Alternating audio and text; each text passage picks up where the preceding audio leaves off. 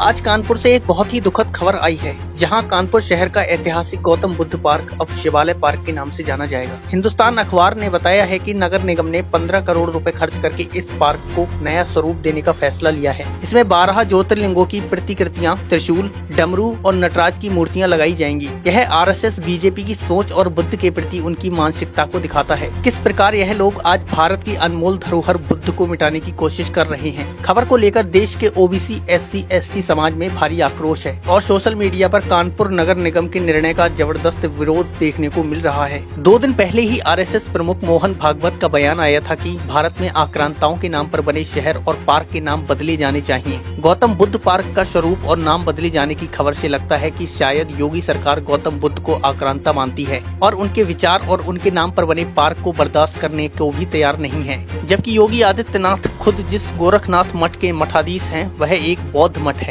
देश के 90% लोग प्रत्यक्ष या परोक्ष रूप से बुद्ध के अनुयायी हैं, लेकिन सरकार को इससे कोई फर्क नहीं पड़ता। प्रधानमंत्री नरेंद्र मोदी विदेशों में जाकर गर्व से कहते हैं कि वे बुद्ध की धरती से आए हैं, क्योंकि बुद्ध एक सत्य है, कोई काल्पनिक कथा नहीं। लेकिन विरोधाभास यह है कि उत्तर प्रदेश की योगी सरकार उन्हीं बुद्ध के नाम पर बने पार्क को तोड़कर उसे शिवलिंगों से भर देना चाहती है। यह कदम पिछड़े, दलित, आदिवासी, बहुसंख्यक समाज के आदर्श पुरुष बुद्ध का अपमान है और यह सरकार की बेहोशी और दिशा खोने का सबसे बड़ा प्रमाण है। इतिहास गवाह है कि 1997 में बने बुद्ध पार्क का उद्घाटन शहर की बहुल आबादी की भावनाओं को ध्यान में रखकर किया गया था। यह पार्क केवल मनोरंजन का स्थल नहीं, बल्कि दलित, पिछड़े और आदिवासी बहुसंख्यक समुदाय के लिए एक सांस्कृतिक धरोहर था। अब उसी धरोहर को मिटाकर उसे शिवालय का रूप देना लोकतंत्र और बहुलतावादी समाज की आत्मा पर सीधा हमला है। सरकार का यह कदम न केवल संविधान की धर्मनिरपेक्ष भावना के खिलाफ है, बल्कि यह देश की बौद्धिक विरासत को भी अपमानित करता है। करोड़ों रुपए खर्च कर मूर्तियां खड़ी करने से जनता की समस्याएं हल नहीं होंगी।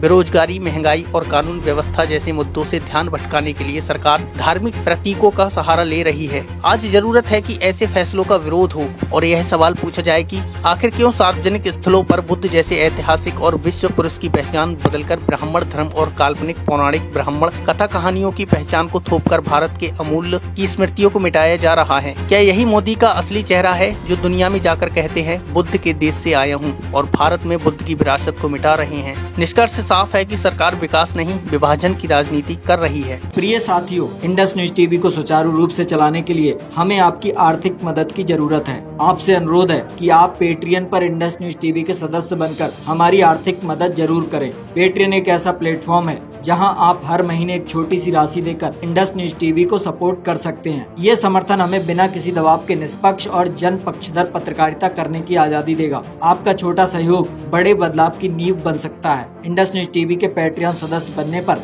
आपको संपादक मंडल से सीधे बातचीत करने और अपने सुझाव देने का अवसर मिलेगा। सच्ची और साहसी पत्रकारिता को जिंदा रखने के लिए आज ही हमें पेट्रियन पर सपोर्ट करें। लिंक डिस्क्रिप्शन बॉक्स में दिया गया है।